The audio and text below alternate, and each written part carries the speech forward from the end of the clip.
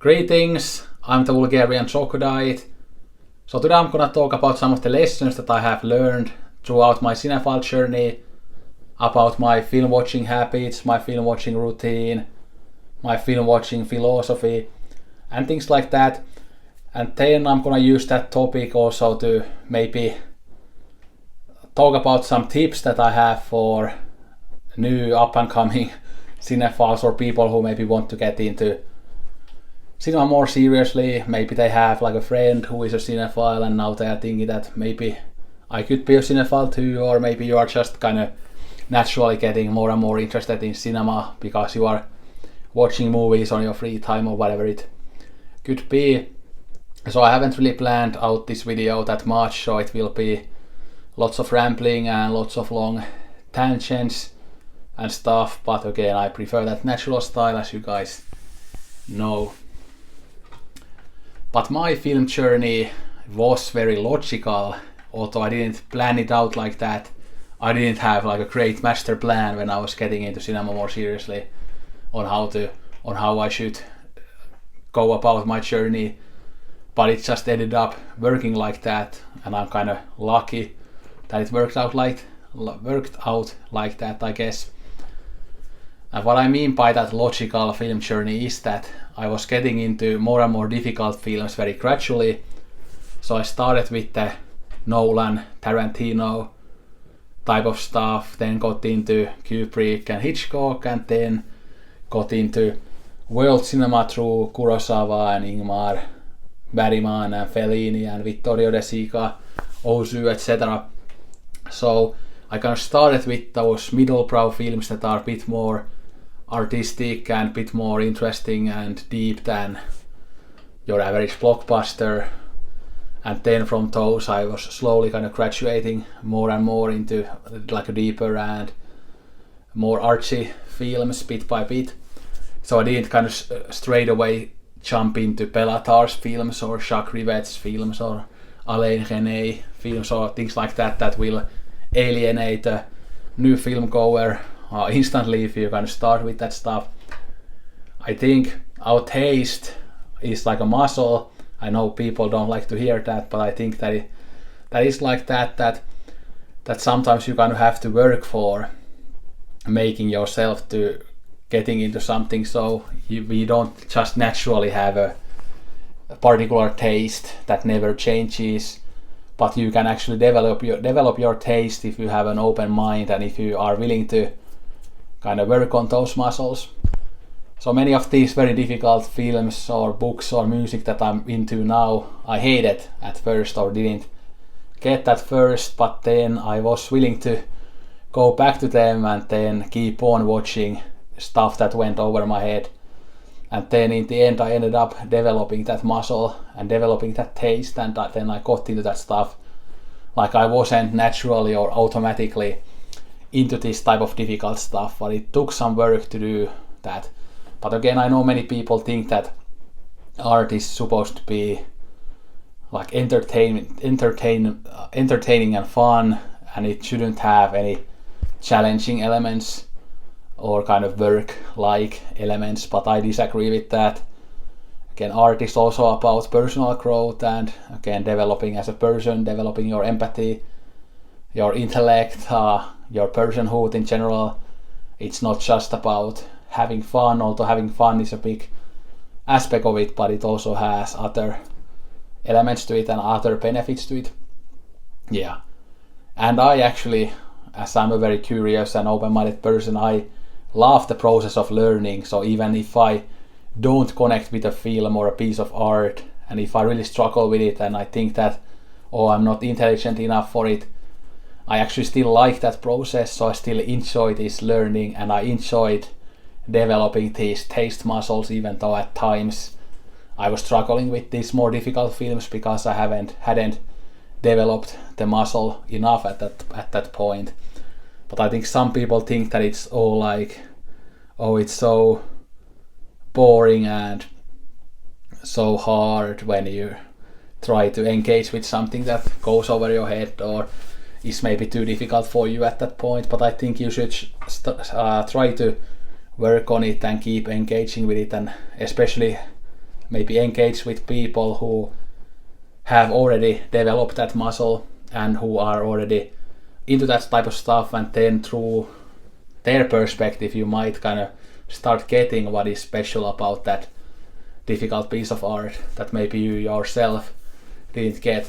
Because at least for me it was very helpful in the early days to have these types of mentors, not as much on my real life, but again through YouTube, like Daisuke Peppu's channel, and engaging with YouTube and like articles and reviews, and then learning from people who knew more than me and who were and who are more intelligent than I am.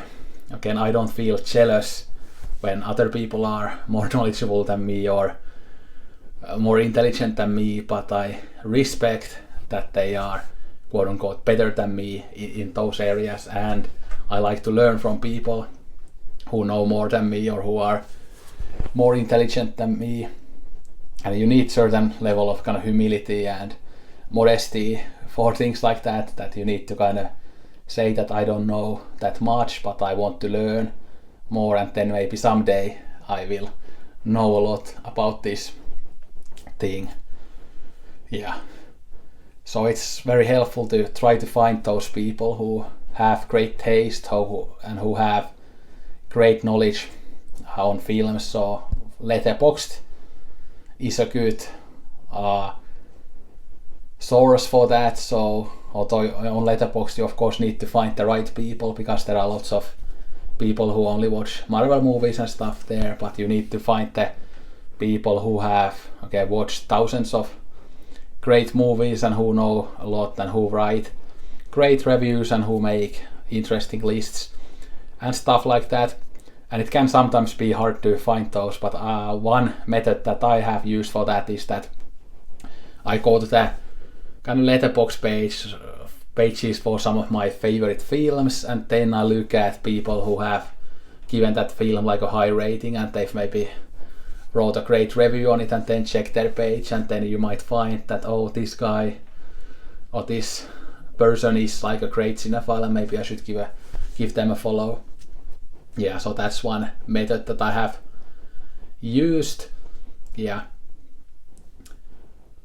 But yeah, it's very important to have those mentors and those sources. Like, it's really hard to learn about film or anything else if you don't engage with other people. I know some people have that kind of contrarian, I'm an individual, I need to discover these things myself, I cannot have any guides to them, film is completely subjective and I need to just have my own journey and ignore what everybody else is saying. But I think that's stupid. Again, people, we are communal or whatever beings, we are herd animals or whatever, that yeah, we should listen to other people. Yeah, you shouldn't listen to absolutely anybody, but you should listen to people who are experts on their field and who know a lot about a certain topic like film.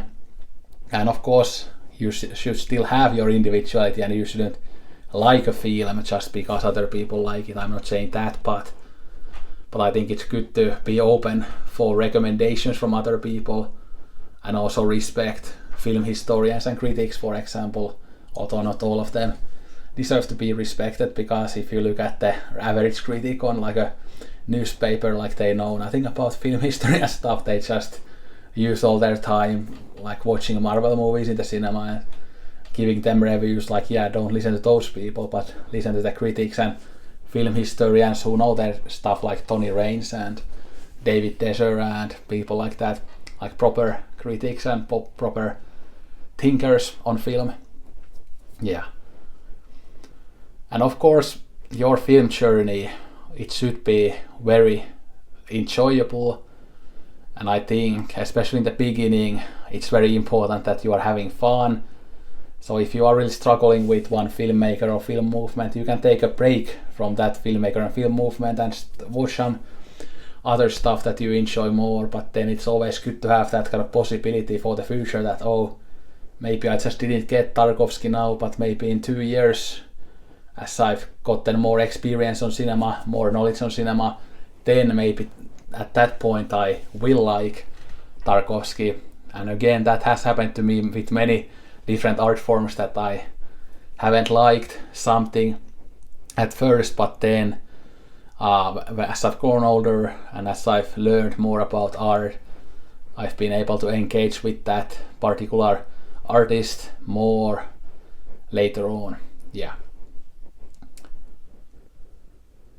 And one kind of thing that I've really learned throughout my film journey and also my art journey is that I don't always have to understand a piece of art to enjoy it, and I think this is like very important, because I really hate what I see often in the film community and elsewhere is that when people see a film, they say that, oh, that was just stupid, gibberish, didn't make any sense, it was awful, and everybody who likes it is pretentious. Like that type of mindset, I would stay away from that type of mindset. And that's such an arrogant mindset. Just because you didn't get it, just because you think it's gibberish, it doesn't mean that it actually is gibberish. And it doesn't mean that people who love it are pretentious. It just means that you didn't get it yourself. And it's okay if you don't get something. But with these more difficult films, it's important when you go in that you don't go in by thinking that I need to understand every single thing, I need to put the puzzle pieces into perfect order, but you should go in with an open mind and try to kind of let yourself go and get immersed in the film. Don't think too much about whether it makes sense or not, but try to kind of see the beauty in it, whether it makes sense or not. Again, art is not science. It doesn't always have to make sense. It doesn't always have to be in a perfect order, in a perfect structure. It can be incomprehensible and weird, and it can be as beautiful as something that makes sense, and oftentimes it's more beautiful than the things that make sense. But I think so many people think of art almost as it is like science, that it needs to be coherent, it needs to make sense, it needs to be like scientifically accurate or whatever. Like it doesn't, like that's such a stupid and rigid mindset. Art isn't like science, and it shouldn't be like science, and let art be whatever it can be. And art has endless possibilities, and we should be able to use those endless possibilities instead of only trying to make art that's within a very specific rigid box.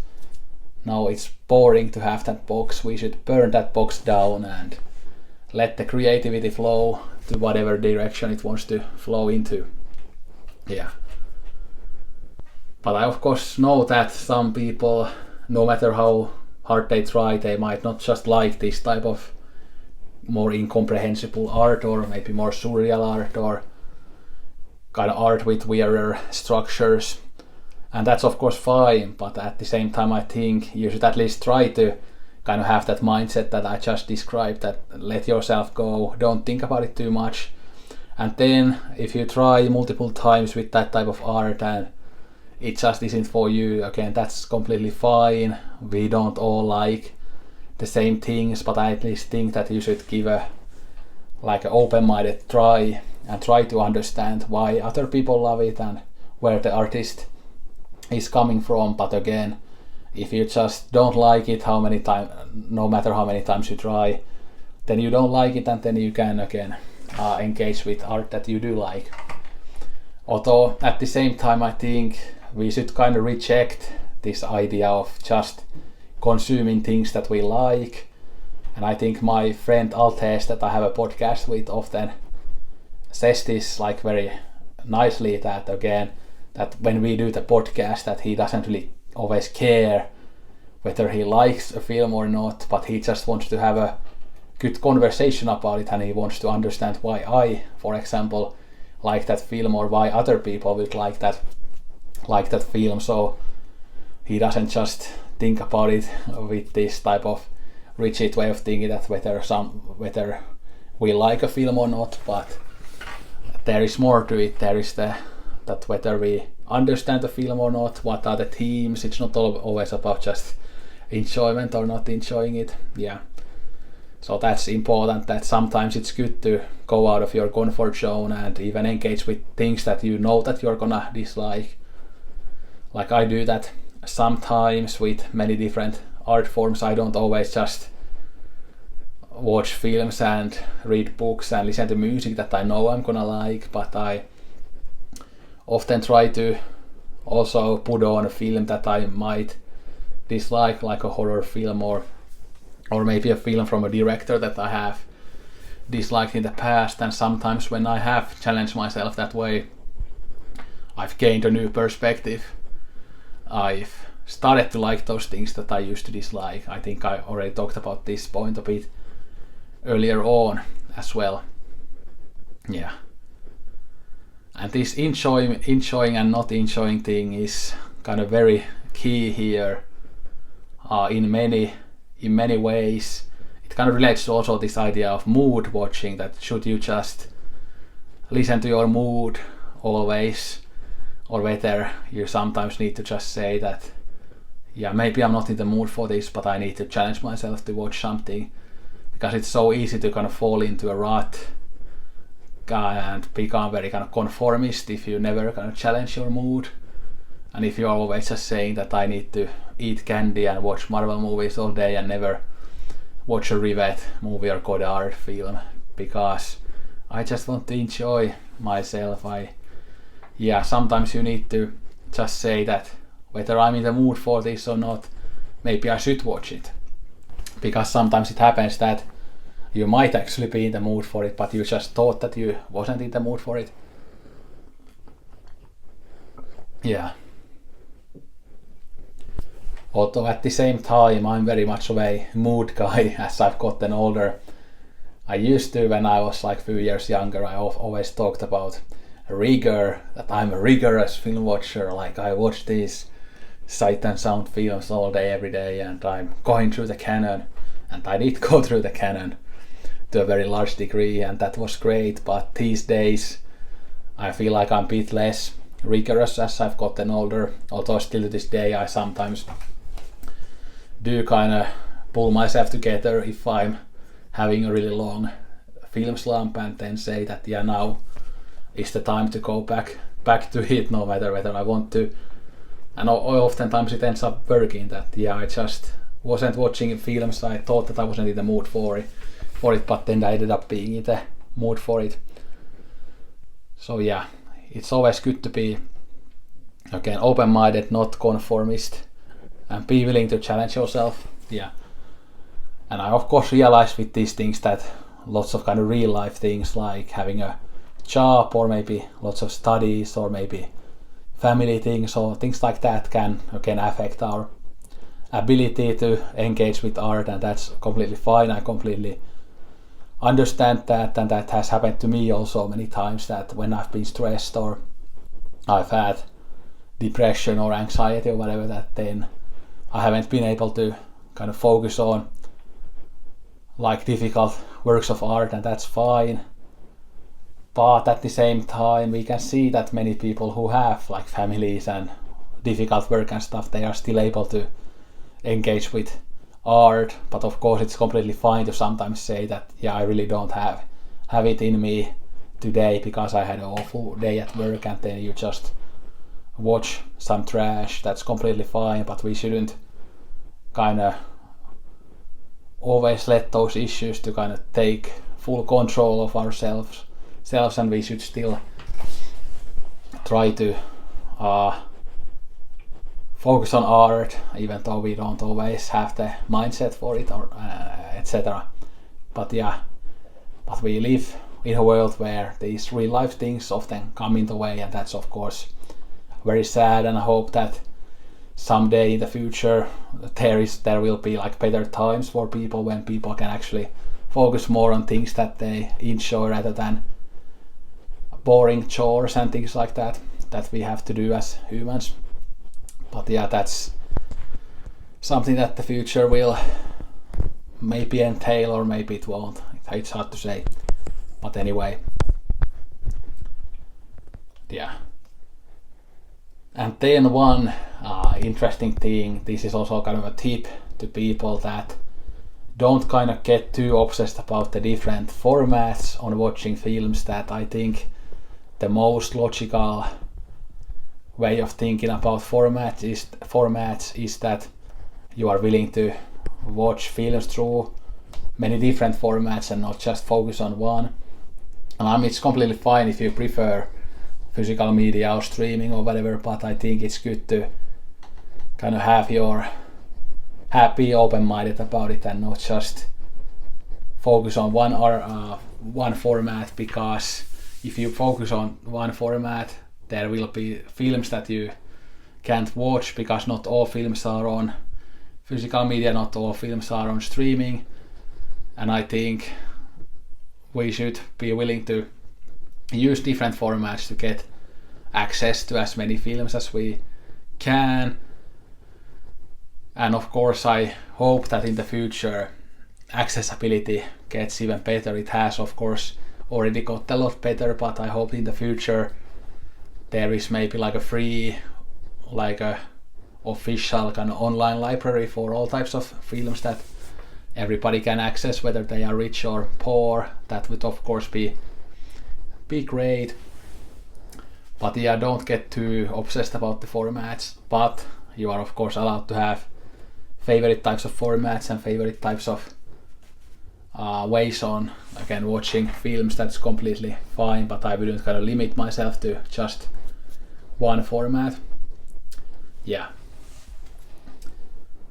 And one kind of tip is also that, like I talked about kind of how it's good to have mentors and stuff, but I also think it can be good to check out some of these lists like Sight and Sound list, for example, because the Sight and Sound list is like a good example of lots of the canonical films that if you want to learn about film history and who are the great directors, that's one good way to kind of learn about that. For example, because you have the Fellinis and Ingmar Bergmans and Kurosawas and Ozus and Mizoguchis and Renoirs, etc.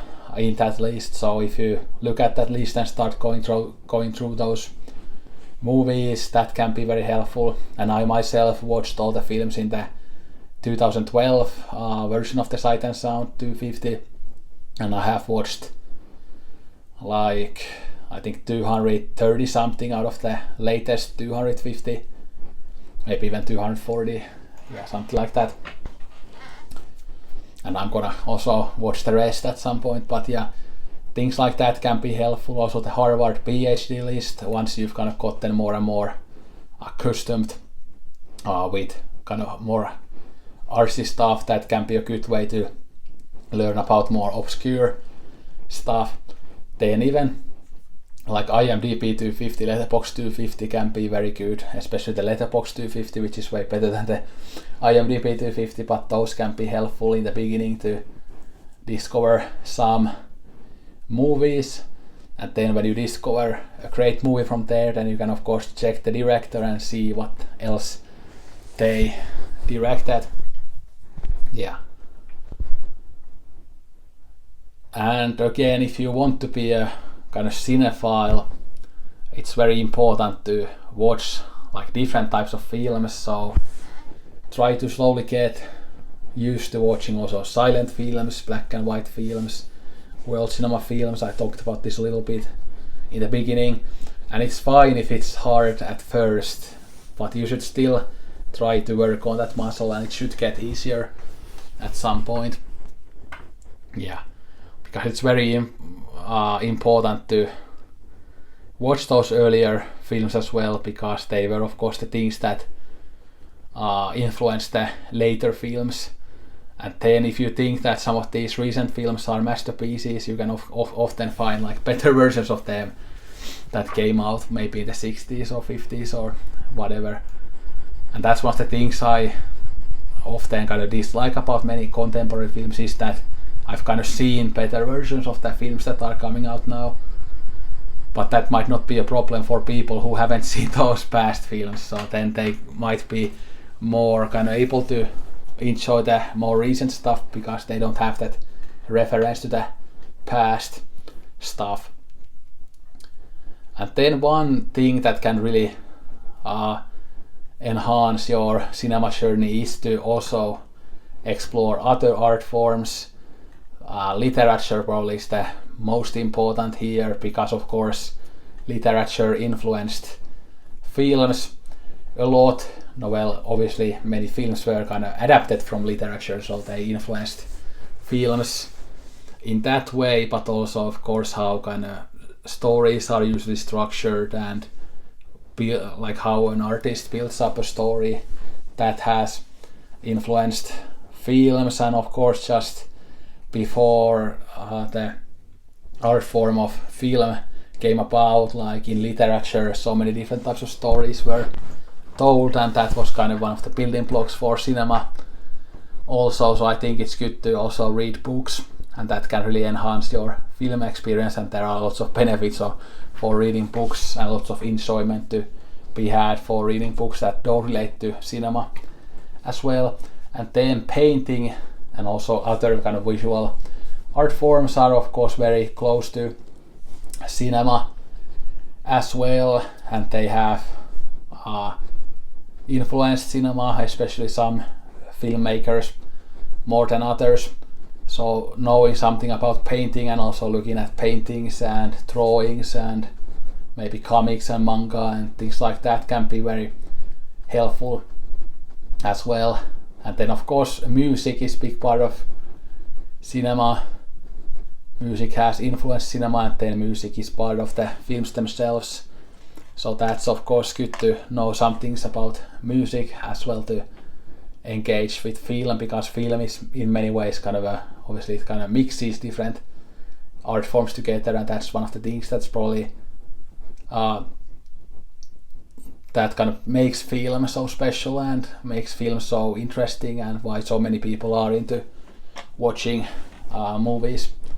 Yeah, and I would say film is probably maybe the most accessible art form out there, especially out of the kind of big art forms like music and literature, because film is kind of in your face, you see it with your eyes, there's not much left to the imagination because it's in front of your eyes, and you hear it, you watch it, and yeah, it's everything is there. But with obviously literature, it's just words, so you have to kind of imagine it in your head. And then music is kind of its own language. It's something very abstract, and most people don't understand the language, like what is this chord and what is that chord, in that way, that music theory way. So I would say literature and music are way more difficult art forms in that way, and film is very accessible, and that's of course one of the nice things about film, that it's something that everybody can get into fairly easily and relate to easily, and it's not that challenging. Although of course some films are very challenging, but at the same time it's kind of easier to engage with film than some of the other art forms that humanity has come up with. And by the way, I don't mean the accessibility in a like a negative way. I'm not trying to put film down, because of course I love film. I've always loved film. It's my second favorite hobby, probably after music, so I'm not putting it down here, but I just really think that it's probably the most accessible and easiest art form to get into in many ways. Yeah. And film also seems to kind of be the art form where most people have the most kind of diverse taste, in a way that often in film people are willing to watch films within different genres, but then when they go into music they might only be into pop music, or metalheads are often just into metal, and classical music people are just into classical music. But film fans often watch comedies, horror, action, drama, whatever. So I think that might say something about the accessibility as well. That's actually a very interesting topic. And even with literature, there are the people who only read thrillers, there are the people who only read romantasy or whatever, there are people who only read poetry, there are people who only read non-fiction, there are people who only read comics. Yeah, but with film it's often that people just are a bit more kind of open-minded to at least watch different genres. Yeah, they might not be into art house films, they might not be into older films, black and white films, silent films, but at least they don't kind of discriminate as much based on genres. Although of course there are at the same time, for example, those horror people who only watch horror films, and if that makes you happy, that's of course fine too, even though I don't get that mindset myself. Yeah. What else? Like, I've been rambling for 30 minutes, and again, this has been completely stream of consciousness, so I'm kind of losing track here a bit of what I wanted to say. Are there any other tips that I should give to people?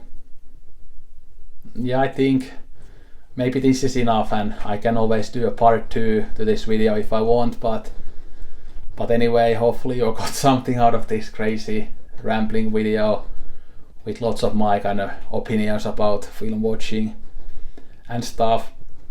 Yeah, let me know your thoughts about the things that I said here. Let me know if you have any tips for new cinephiles, or even, and I mean, I think these tips can work even for kind of already established cinephiles who maybe are due for kind of changing some of their ways or changing some of their habits.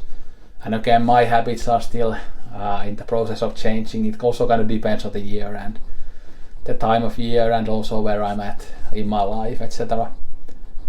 Yeah, but anyway, thanks for watching. Let me know your thoughts. Don't drink Coke at all. Sayonara and arigato gozaimashita.